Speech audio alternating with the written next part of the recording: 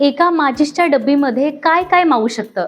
काही काड्या, एखादी लहान चिठ्ठी, फार झालं तर एखादी नाणी. पण जर मी तुम्हाला म्हटलं की याच माचीसच्या डब्बीमध्ये चक्क 5.5 मीटर लांब महिलांची रेशमी साडी घडी घालून ठेवली आहे, तर तुमचा विश्वास बसेल का?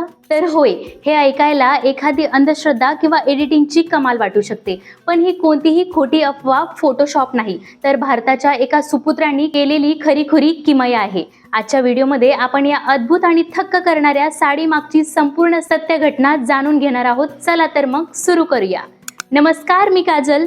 राष्ट्रभूमीमध्ये तुमचं मनपूर्वक स्वागत. ही आश्चर्याची घटना घडली आहे तेलंगणा राज्यातील सिरसिल्ला या शहरात.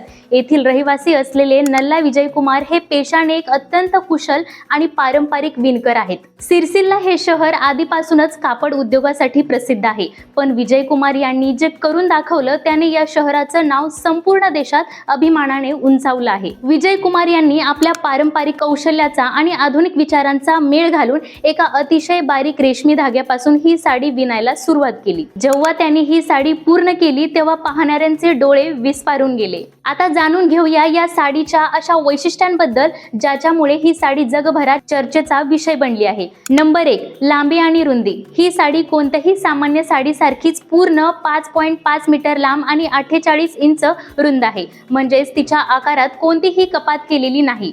नंबर 2, अद्भुत वजन. एवढी मोठी साडी असूनही तिचे वजन अवघे 100 ते 200 ग्रॅमच्या आसपास आहे. आपण दैनंदिन जीवनात वापरतो त्या एका मोबाईल फोनपेक्षाही हे वजन कमी आहे.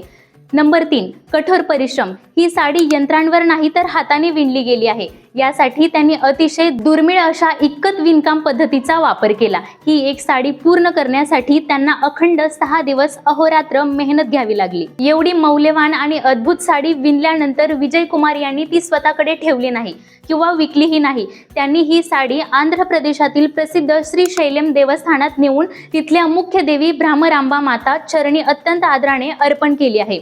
विशेष म्हणजे विजय कुमार यांच्या कुटुंबाला विणकामाचा मोठा वारसा लाभला आहे. त्यांच्या वडिलांनी यापूर्वी चक्क एका लहान अंगठीमधून आरपार जाणारी साडी विणून दाखवली होती. तोच वारसा पुढे चालवत विजय कुमार यांनी हा माचीसच्या डबीचा नवा विक्रम प्रस्थापित केला आहे. मित्रांनो, आजच्या या आधुनिक युगात जिथे कपडे बनवण्यासाठी मोठमोठ्या मशीनचा वापर होतो, तिथे आपल्या भारतातील एका विणकराने हाताच्या जोरावर केलेली ही किमया खरोखरच कौतुकास्पद आहे. आपल्या देशातील अशा महान आणि दुर्लक्षित कलाकारांच्या कौशल्याचा आपल्याला सार्थ अभिमान वाटायला पाहिजे. तुम्हाला नल्ला विजय कुमार यांच्या या अद्भुत कलेबद्दल काय वाटते? कमेंट करून नक्की सांगा.